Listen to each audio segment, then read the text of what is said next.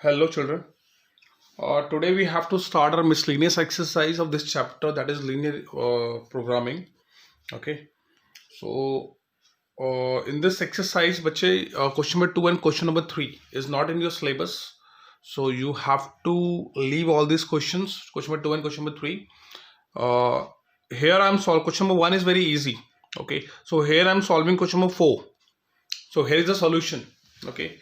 So as you can see in your NCRT, I'm reading the question first. Please wait. Yes. Manufacturer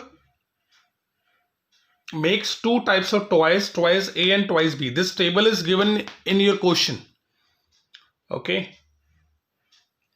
So there are three machines are needed for this purpose, and the time in minutes are required for each toy on machine is given below.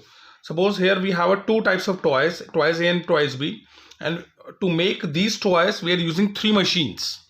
So here's a machine 1. So machine 1 makes toy A in 12 minutes and machine B makes in 6 minutes. Similarly, machine 2 makes toy A in 18 minutes and B in 0 minutes. Okay, so this is given to you.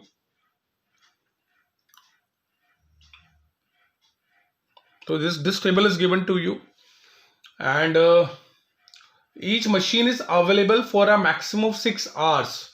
जो आपके पास machine है वो हर एक machine आपके पास 6 hours per day के हिसाब से आपके पास अवेलेबल है. 6 आवर्स मीन 6 इंटू 60 कर देना, आप मिनट्स में कन्वर्ट कर लेना, 360 आ जाएगा. ठीक है. If the profit on each toy of type A is ₹7.50, जो प्रॉफिट हो रहा है टाइप ए पर that is 7.50 on each toy, and on type be the profit is ₹5 on each toy. And how many show that the 15 toys of type A and 30 of type B should be manufactured in a day to get the maximum profit. ये हमें prove करना है. ठीक है. तो बेटा first हम क्या लेट कर रहे हैं, let the x and y be the toys of type A and type B respectively be manufacture in a day. ठीक है. हमारे एक दिन में एक्स और y toys, x types A और वाई टाइप बी के टॉयज हम मैन्युफैक्चर कर रहे हैं.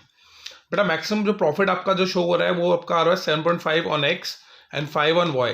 तो आपके पास ये इक्वेशन आ जाएगी, ये आपके इक्वेशन, इसको मेंशन कर लेना. ठीक है. मैक्सिमम इक्वेशन आपके पास आ गई. ये टेबल आपको गिवन है क्वेश्चन के अंदर.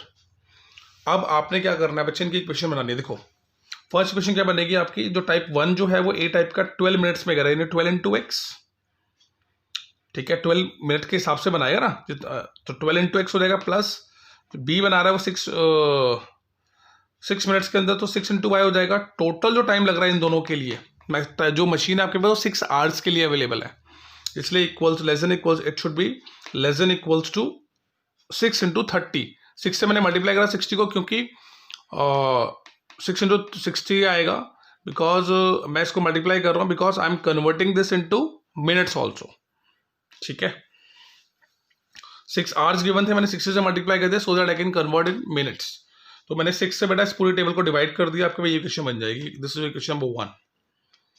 टाइप 2 था 18x plus 0y, that should be less than equal to 6 into 60. इसके लिए भी टाइम 6 आवर्स से गिवन है हमें, तो उसको हमने सिंप्लीफाई करा, 6 से डिवाइड कर दिया पूरी इक्वेशन को, आपको मिलेगा x less than equal to 20 आ जाएगा.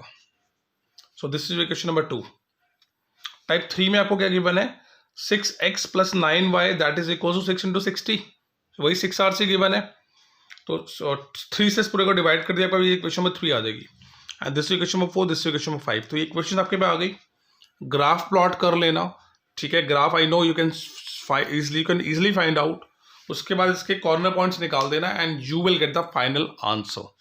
If you are getting any doubts, I am not drawing the graph here, you have to do, but if you are getting any doubts in any of the question, so you can ask. Okay. Because graph you are drawing from your I think 9th standard, so if you have an equation, so you can draw the graph very easily. Okay, so note it down and draw the graph.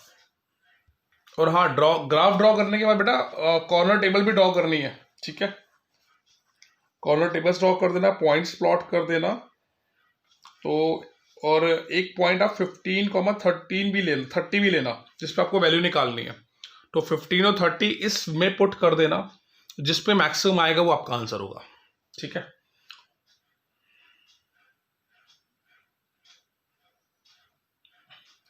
Question number 5 I am not solving, it's simple. Question number 6, now I am going to solve question number 6, it's a little bit tough. Okay, so question number 6 I am going to solve. Hello children, here I am solving question number 6. So this is one of the most important question and little bit tricky. So try to understand the question. Okay, पहले तो आप लोग क्या करोगे, आप एक question जो given है उसको 2-3 बार पढ़ो अच्छे से। ठीक है, क्वेश्चन मैं समझाने की कोशिश करता हूँ। देखो, आपके पास 2 गोडाउन है, let the godown A and 2 godown आपके पास ए और बी। ठीक है, जो कि शॉप्स पर कुछ ग्रेन्स सप्लाई कर रहे हैं। ठीक है, तो आपके जो गोडाउन्स हैं वो ए ये रहा, बी ये रहा। ए के पास 100 क्विंटल्स ऑफ ग्रेन है, ठीक है, और बी के पास 50 क्विंटल्स ऑफ ग्रेन है। इसने शॉप डी, ई और एफ में ये सप्लाई करनी है ग्रेन्स की। ठीक है, तो ए ने पहले जो हमें एक टेबल गिवन है, जो ए है वो डी को ग्रेन सप्लाई कर रहा है। हमने मान लिया एक्स ग्रेन ये सप्लाई कर रहा है, एक्स क्विंटल इसको दे रहा है डी को।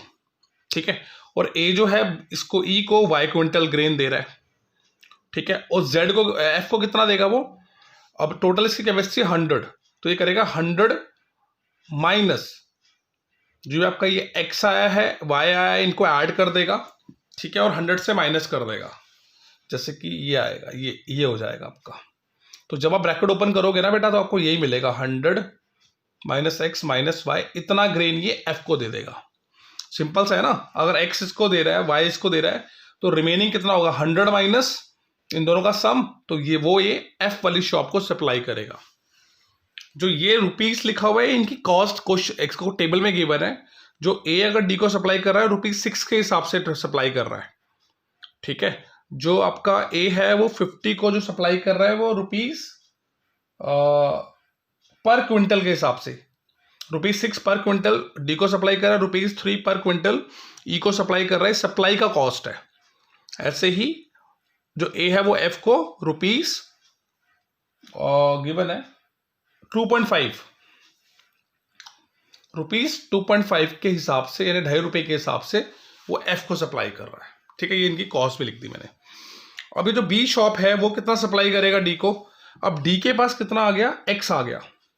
ठीक है, इसकी टोटल कैपेसिटी है 60, तो इसको रेस्ट कितना चाहिए, 60 माइनस एक्स चाहिए होगा, और है ना 60 इसको एक्स आ गया है, टोटल इसकी 60 कैपेसिटी है, 60 क्विंटल्स डी ले सकता है ना, एक्स आ गया है, तो 60 माइनस एक्स रिमेनिंग बचेगा, वो इसने बी वाली शॉप ने दे दिया 60 माइनस एक्स। जो ट्रांसफर चार्ज था, ट्रांसपोर्टेशन चार्ज, वो ₹4 ले लिया। ठीक है, ये मैंने मेंशन कर दिया। ऐसे ही बी ने ई को भी सप्लाई करा, ई के पास कितना आ गया, वाई आ गया, रेस्ट कितना बचा इसका 50 माइनस वाई, वो रेस्ट 50 माइनस वाई इसने यहां से सप्लाई कर दिया, वो ये रहा।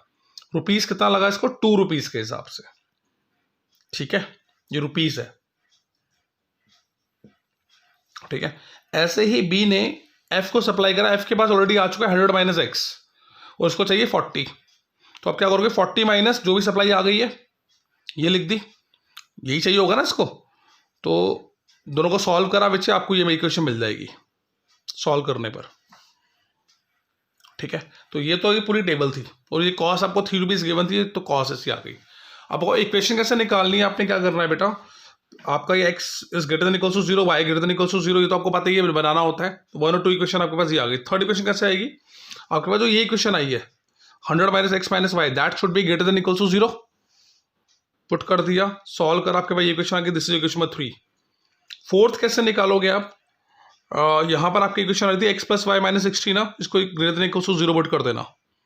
ठीक है, यहाँ पर आपकी इक्वेशन बन जाएगी, ये आ जाएगी, ये this equation number 4। Fifth equation कैसे आई, आपने 60 माइनस एक्स को equals to greater than equals to 0 put कर दिया, x की वैल्यू 60 आ गई। सिमिलरली 50 माइनस वाई को आपने इक्वल्स टू 0 पुट कर दिया, आपके पास ये इक्वेशन आ गई 6th इक्वेशन। ठीक है, इन इक्वेशन का ग्राफ ड्रॉ कर देना। ठीक है जी, ग्राफ ड्रॉ करने के बाद प्लॉट करते हैं। अब इसका हम मैक्सिमम इक्वेशन जेड निकालते हैं पहले, जो हमारे पास मेन इक्वेशन होती है मैक्सिमाइज इक्वेशन या मिनिमाइज इक्वेशन, वो देखो कैसे निकालते हैं। आपने क्या करना है, मैं इसको रब कर दूं यहाँ पर, इसको नोट डाउन कर लेना, ठीक है। अब इसका ग्राफ ही ड्रॉ करना है, कुछ नहीं करना बेटा आपने, ठीक है। I am erasing this so that I can make the equation here, so you will understand कैसे बनानी है इक्वेशन। Please wait. देखो z कैसे बनाओगे आप, z इज इक्वल टू, अब आपका जो cos 60 था, सप्लाई आपकी x थी, तो x इंटू 6 कर दो, प्लस सप्लाई y थी, cos थी था, ये कर दिया आपने। यहाँ पे सप्लाई क्या थी 100 minus x minus y, cost क्या था 2.5 था, प्लस सिमिलरली यहाँ पे सप्लाई थी 60 माइनस एक्स, कॉस था 4 ऐड कर दिया। यहाँ पे सप्लाई थी 50 माइनस वाई जो b से e पर गई है, और कॉस था 2, प्लस सिमिलरली यहाँ पे जो सप्लाई गई है वो गई है x plus y minus 60, cost था ₹3। इस पूरे को सॉल्व कर देना, ठीक है, आपको x और y की फॉर्म में इक्वेशन मिल जाएगी। ठीक है बच्चे, कर लोगे ना सॉल्व, सिंप्लीफाई कर लेना ऐसे। लास्ट में अगर सिंप्लीफाई करोगे तो बेटा आपका ऐसा कुछ मिलेगा, z is equals to 2.5x plus 1.5y plus 410, तो आपको ये मैक्सिमाइज वाली इक्वेशन मिल गई। जब ग्राफ प्लॉट कर दोगे, जो इक्वेशन पीछे निकाली है उनमें कॉर्नर पॉइंट्स आएंगे, कॉर्नर पॉइंट इसमें पुट कर देना, ठीक है। जो भी आपको मैक्सिमम निकालना है वो मिल जाएगा आपको। मिनिमम, एक्चुअल में इसमें मिनिमम निकालना है, तो जो भी मिनिमम आएगा वो आंसर होगा। मैक्सिमम मत निकालना है, इसमें मिनिमम निकालना है। तो आपकी मिनिमाइज इक्वेशन ही बन गई आपकी, ये मिनिमाइज इक्वेशन है, मैक्सिमाइज नहीं है। This is the minimize equation, this one, ठीक है। बस वो एक कॉर्नर टेबल ड्रॉ करनी पड़ेगी, पॉइंट्स प्लॉट करके दिखाने पड़ेंगे जेड के अंदर, दैट्स इट। ये क्वेश्चन आप कर लोगे, ठीक है। So this question is also you have to do, this is your homework, okay. So note it down, ये इंपॉर्टेंट था बेटा इसको अंदर समझने वाला, जो this part is very important, so understand it, okay. So note it down, और इसके ग्राफ भी ड्रॉ करके देखना भाई, 2-3 टाइम्स ड्रॉ करना, तो हल्की सी भी गड़बड़ होगी तो ग्राफ ड्रॉ नहीं कर पाओगे आप लोग। क्वेश्चन नंबर 7, क्वेश्चन नंबर 8, बेटा they are very simples, okay. So I am not solving all rest of the question, fine. So if you are getting any doubt, question number 7 बिल्कुल ऐसा ही है, ठीक है। क्वेश्चन नंबर 8 भी बहुत simple है, ठीक है। क्वेश्चन नंबर 9 भी बड़ा सिंपल है, तो ये क्वेश्चन नंबर 6 थोड़ा अजीब सा था, सो दैट्स वाई मैंने सॉल्व कर दिया है। तो now you have to work hard, और ये चैप्टर बहुत सिंपल सा है, ठीक है। इसको प्रैक्टिस करो, ग्राफ ड्रॉ करो, okay. Now this chapter is completed, next chapter probability we will start in our next class, okay.